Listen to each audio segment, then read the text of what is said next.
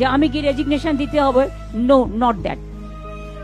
Now also I want to say that we didn't lose the election. It is their forceful attempt.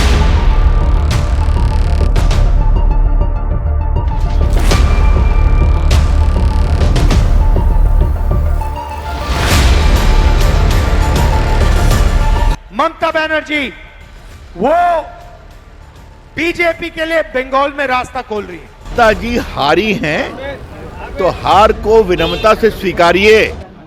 પશ્ચિમ બંગાળમાં લોકશાહીનો એક અજીબ નજારો જોવા મળી રહ્યો છે। જનતાએ પોતાના જનાદેશ આપી દીધો છે અને આંકડાઓ સ્પષ્ટ છે, છતાં સત્તાની ખુરશી ખાલી થવાનું નામ નથી લેતી। જી હા, ભાજપે 207 બેઠકો જીતીને બહુમતીના આંકડાને ક્યાંય પાછળ છોડી દીધો છે। ત્યારે હારનો સામનો કરી રહેલા મમતા બેનર્જીએ રાજીનામું આપવાની ક્લિયરલી ના પાડી દીધી છે અને આખા દેશને ચોંકાવી દીધો છે। પણ શું પશ્ચિમ બંગાળ બંધારણીય કટોકટી તરફ જઈ રહ્યું છે? જો સીએમ રાજીનામું ન આપે તો થાય શું? ચાલો સમજીએ આ વિગતવાર માહિતી। નમસ્કાર, લલકાર ન્યૂઝ સાથે હું રિયા રાવલ।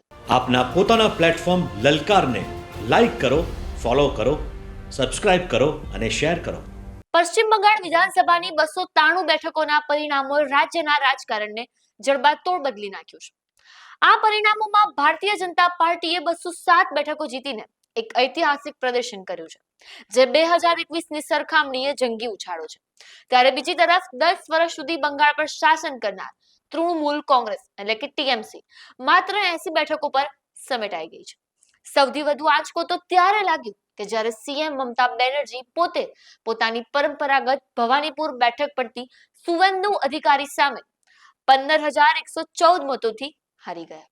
2021ની સરખામણીમાં ટીએમસીને 134 બેઠકોનું મોટું નુકસાન વેઠવું પડ્યું છે અને પરિણામો સ્પષ્ટ હોવા છતાં મમતા બેનર્જીએ રાજીનામું આપવાનો સાફ ઇનકાર કરી દીધો છે। તેમણે આ પરિણામોને સ્વીકારવાની ના પાડતા કહ્યું છે કે આ કોઈ હાર નથી, પણ તેમની નૈતિક જીત છે।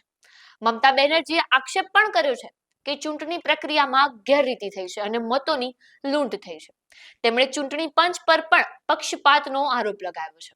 હવે સવાલ એ ઉભો થાય છે કે જ્યારે જનતાએ સ્પષ્ટપણે ના પાડી દીધી છે, ત્યારે સત્તા પર વળગી રહેવું શું લોકશાહીના અપમાન સમાન નથી? ચાલો હવે એ સમજીએ કે ભારતીય બંધારણ આ વિશે શું કહે છે। અનુચ્છેદ 164 પ્રમાણે ભારતીય બંધારણ મુજબ મુખ્યમંત્રી અને મંત્રીમંડળ ત્યાં સુધી જ પદ પર રહી શકે છે કે જ્યાં સુધી તેમની પાસે વિધાનસભામાં બહુમતી હોય। હવે આમાં રાજ્યપાલની ભૂમિકા શું હોય? તો જો કોઈ સીએમ બહુમતી ગુમાવ્યા પછી પણ રાજીનામું ન આપે તો રાજ્યપાલ તેમને બહુમતી સાબિત કરવા માટે ફ્લોર ટેસ્ટનો આદેશ આપે છે। બરતરફીનો પાવર એટલે કે જો સીએમ ફ્લોર ટેસ્ટમાં નિષ્ફળ જાય છે અને તો પણ રાજીનામું ન આપે તો રાજ્યપાલ તેમને બરતરફ કરવાની સત્તા ધરાવે છે। અને હવે આવે છે વહીવટી તંત્ર, એટલે કે બહુમતી સાબિત ન થાય ત્યાં સુધી વહીવટી તંત્ર સીએમ ના આદેશો માનવા માટે બંધાયેલું નથી। એટલે કે સ્થિતિ ગંભીર છે અને ભાજપે 9 મેના રોજ શપથ ગ્રહણની તૈયારીઓ પણ શરૂ કરી દીધી છે। ભાજપના નેતાઓનું કહેવું છે કે 7 મેના રોજ વર્તમાન વિધાનસભાની મુદત પૂરી થતા જ મમતા બેનર્જી આપોઆપ પદ ગુમાવી દેશે। પરંતુ જો મમતા બેનર્જી પોતાની જીત પર અડગ રહેશે તો રાજ્યપાલને હસ્તક્ષેપ કરવો જ પડશે।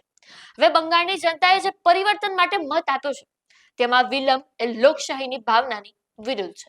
હવે પશ્ચિમ બંગાળમાં અત્યારે સત્તા અને બંધારણ વચ્ચે યુદ્ધ ચાલી રહ્યું છે અને એક બાજુ જનતાનો ચુકાદો છે તો બીજી બાજુ જીત છે। શું મમતા બેનર્જી લોકશાહીના માપદંડોને માન આપીને રાજીનામું આપશે કે પછી રાજ્યપાલને કડક પગલાં લેવા પડશે? આ બાબતે તમારું શું માનવું છે? શું હાર્યા પછી પણ સત્તા પર વળગી રહેવું યોગ્ય છે? કોમેન્ટ બોક્સમાં જરૂરથી જણાવજો। આપના પોતાના પ્લેટફોર્મ લલકારને લાઈક કરો, ફોલો કરો, સબસ્ક્રાઇબ કરો અને શેર કરો।